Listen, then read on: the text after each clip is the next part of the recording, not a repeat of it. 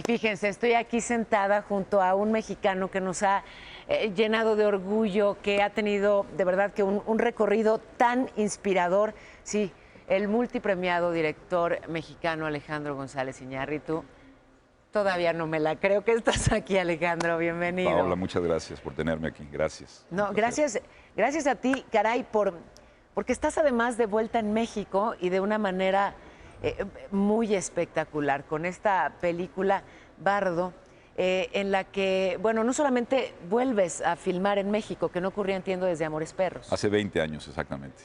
Vuelves a filmar en México, pero además México es un protagonista importante de la película. Sí, es el contexto del sueño y de la memoria de este personaje que es Silverio Gama, interpretado magistralmente por Daniel Jiménez Cacho, que ha sido de las experiencias más bonitas que he tenido como director, y con un equipo de gente en México brutal, con un talento increíble, y tuve una experiencia, fue muy largo, muy complicado, muy retador el proceso, pero fue un reencuentro bellísimo con mi ciudad.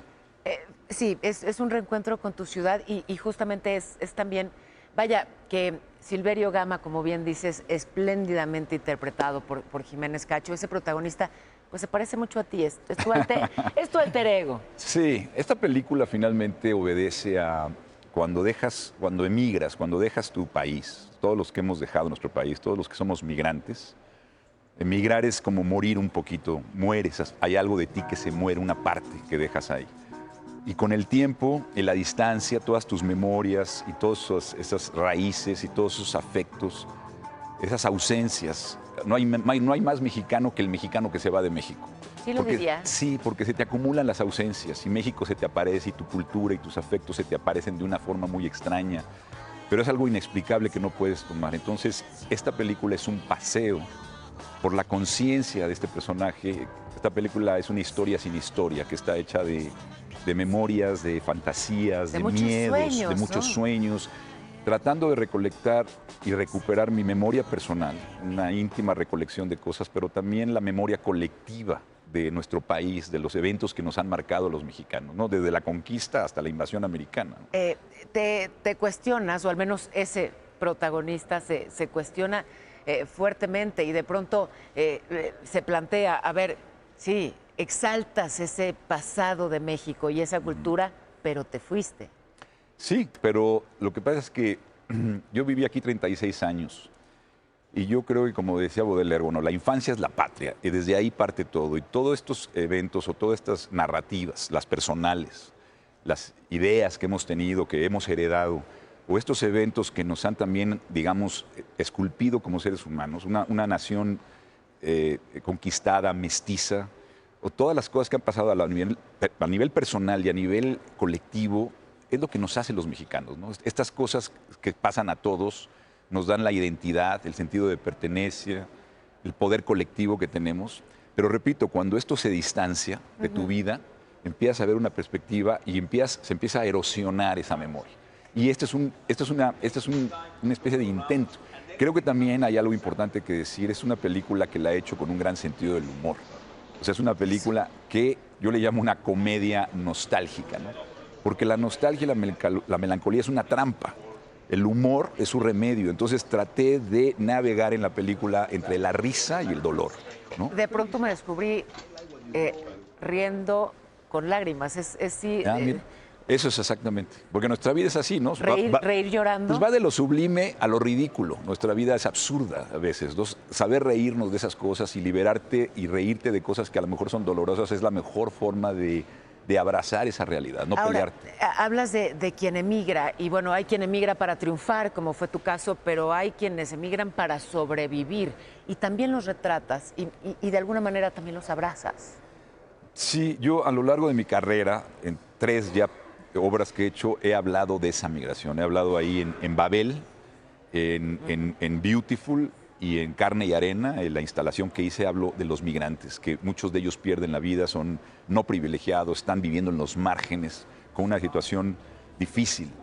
En esta ocasión decidí tener el valor de hablar de mi propia experiencia, desde mi perspectiva, en una introspección que acaba siendo una especie de íntima ¿cómo te puedo decir? Autoficción, no es biográfico, pero sí conozco muy bien ese personaje. Se parece mucho a ti. Sí, pero más que nada porque lo conozco bien. Y no hay, como dice el subtítulo, falsa crónica de unas cuantas verdades. Hay de todo, esto es un mosaico de ideas, de sentimientos, de sentir lo que uno siente sin miedo a decirlo de esa forma. Y algo que siento muy profundamente es la empatía y la hermandad con los migrantes que existen en Estados Unidos. No solamente los mexicanos, sino los latinoamericanos. O sea, sí hay un sentimiento que compartimos de una cultura híbrida que es difícil explicar esa sensación de vacío que existe, que estás en el bardo. Bardo quiere decir este espacio que estás en ningún lado. Es justamente a lo que iba el nombre, bardo, que es, digamos, para decirlo brevemente, es como este limbo tibetano, ¿no? Exacto. Ese espacio entre que mueres y renaces. Si lo quiere entender la gente, mejor había la canción de Alberto Cortés que decía, no soy de aquí, ni soy de allá, no tengo edad ni por venir, y ser feliz es mi color de identidad. O sea, es eso, no soy de aquí ni soy de allá, porque hay un momento que cuando quieres regresar, de hecho, cuando quisieras regresar, ya no hay regreso. Entonces es algo extraño. Ahora, no es algo malo, pero podemos abrazar esa incertidumbre, ¿no? De poder estar dándonos oportunidad de lo que nos convertimos todos los días, pero ya no tienes una solidez, ¿no?